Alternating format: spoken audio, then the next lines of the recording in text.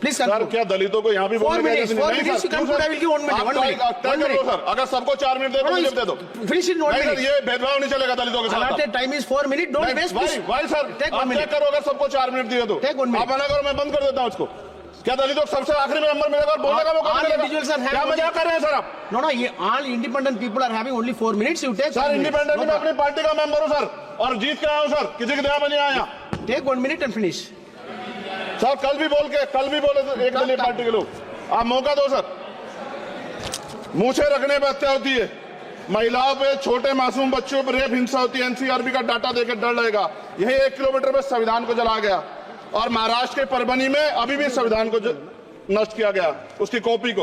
Article 25। Sir, ये संविधान है कि आप वहां बैठे हैं और मैं यहां खड़ा होकर अपनी बात रख रहा हूं, और इस देश में आदिवासी महिला के तौर पे जो है राष्ट्रपति बनी है, और प्राइम मिनिस्टर तो नहीं बना, लेकिन शेड्यूल कास्ट के बड़े नेताओं को भी जो है राष्ट्रपति बनने का मौका मिला। इस संविधान की देन अगर वोट हम पे नहीं होता तो शायद अमीर और जो राजा महाराजा खुद को मानते हैं हमारी गलियों तक नहीं आ पाते, हमारे हाल ने सुनिश्चित किया कि रानी के पेट से राजा जन्म नहीं लेगा।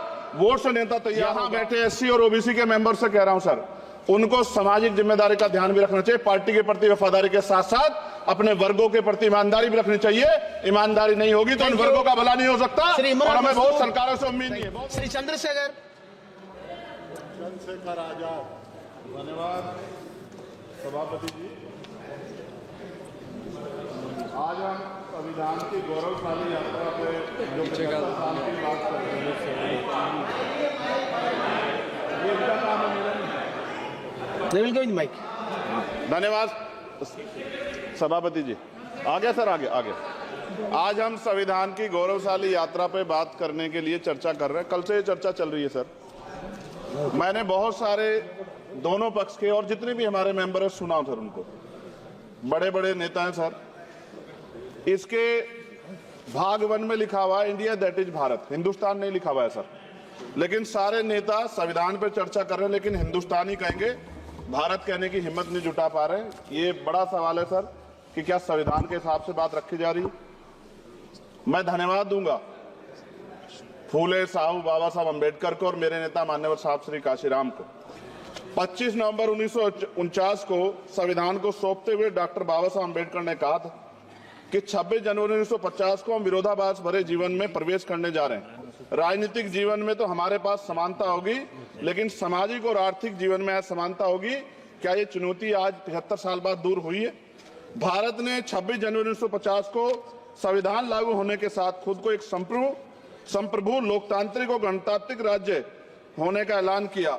लेकिन सर, उस समय संविधान की स्थिति ये थी कि जैसे गांव का कोई आदमी, मैं 50 की बात कर रहा हूं, वो 50 साल पहले शहर में आ जाता और बड़े लोगों की महफिल में चला जाता, उस जहां वो खाना खा रहे हो, और वो टेबल पे नैपकिन को खा के जो है ये कहता कि ये तो फीका, क्योंकि वो जानता ही नहीं था, वो समझता नहीं था संविधान को। संविधान है क्या? संविधान उसके लिए महज दस्तावेज था। ये जिम्मेदारी थी राजनीतिक दलों पे कि वो संविधान को व्यवहार में लेके आते, और इसके इतने सारे आर्टिकल हैं, अगर इनको व्यवहार में लाया जाता तो मुझे लगता कि आज देश बहुत बदल गया होता।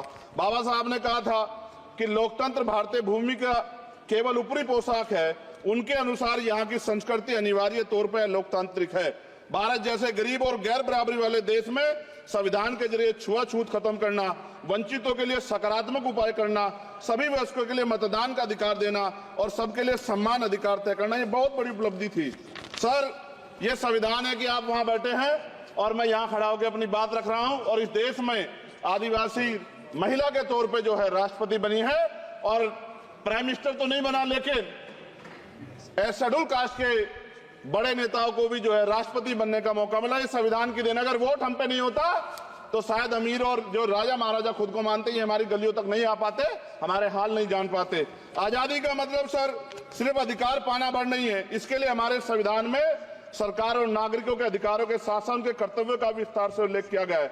बाबा साहब ने संविधान सभा में दिए गए भाषण में कहा था कि स्वतंत्रता आनंद का विषय है, पर अब हमें अपनी जिम्मेदारियों पर भी ध्यान देना होगा। संविधान ने सुनिश्चित किया कि रानी के पेट से राजा जन्म नहीं लेगा, वोट से नेता तैयार होगा।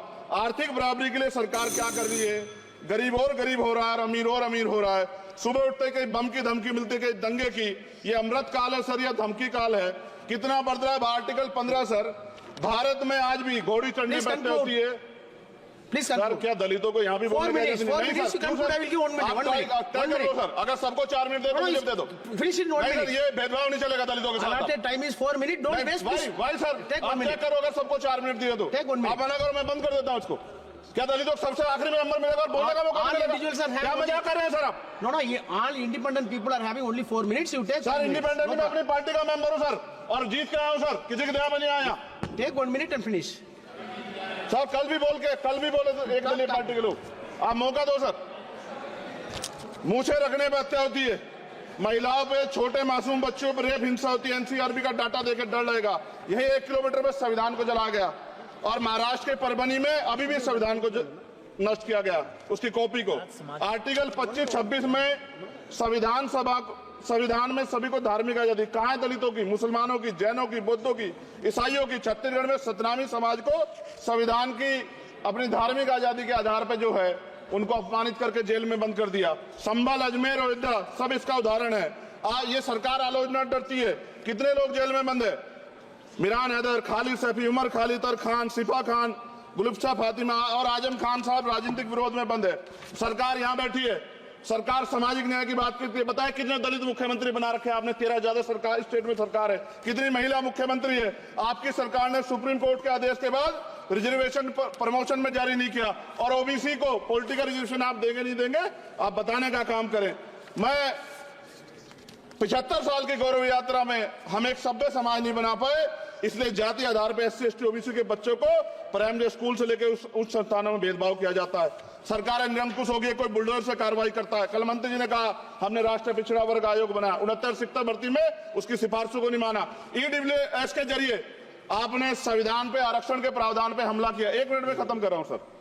संविधान सर, न्यायपालिका में आर्टिकल 124 ये कहता है सर, ये अधिकार जो है। Sanjay sir, please conclude sir 1 minute में प्लीज संविधान में न्यायाधीशों की नियुक्ति का अधिकार राष्ट्रपति के द्वारा होना चाहिए, अभी तक नहीं हो रही है।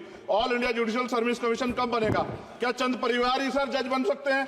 और आज हम सर, मैं सरकार से सवाल पूछना चाहता हूं सर, सेवाओं में SC ST OBC वर्ग का कितना प्रतिनिधित्व है? भारत सरकार के मंत्रालयों के अधीन PSU में, बैंकों, बीमा कंपनियों में और स्वच्छता संस्थानों में आउटसोर्स तथा कॉन्ट्रैक्ट पर वर्तमान कार्यरत कर्मचारी कुल कितनी संख्या है? आउटसोर्स और कॉन्ट्रैक्ट में कार्यबल SC ST OBC कितना प्रतिशत है?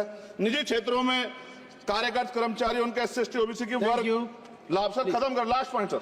सर मैं फिर स्पष्ट तौर पर कह रहा हूं सर, यहां बैठे SC और OBC के मेंबर से कह रहा हूं सर, उनको सामाजिक जिम्मेदारी का ध्यान भी रखना चाहिए। पार्टी के प्रति वफादारी के साथ साथ अपने वर्गों के प्रति ईमानदारी भी रखनी चाहिए। ईमानदारी नहीं होगी तो इन वर्गों का भला नहीं हो सकता, और हमें बहुत सरकारों से उम्मीद नहीं है। बहुत बहुत धन्यवाद सर। Thank you. बहुत बहुत धन्यवाद सर। आज संविधान की ऊपर चर्चा करने के लिए आपने